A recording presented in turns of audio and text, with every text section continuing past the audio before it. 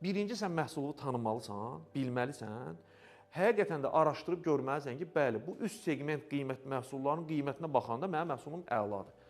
Sən satıcı olaraq o üst segment satdığınız məhsulu rəqib şirkətin alt segmentinə heç vaxt müqayisə edə bilməzsiniz. Bu çox önəmlidir.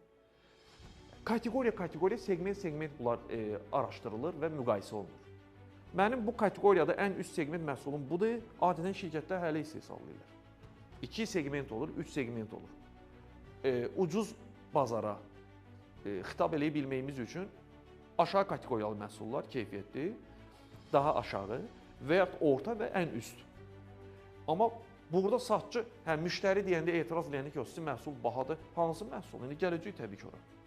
Sən mənim ən yaxşı bir məhsulumu, ümumiyyətlə ən keyfiyyətli bir məhsulu rəqib şirkətin ən keyfiyyətli məhsuluna müqayisə edirsən. Yəni bu real deyil ki, necə Ladana Mercedesi müqayisə edirsən.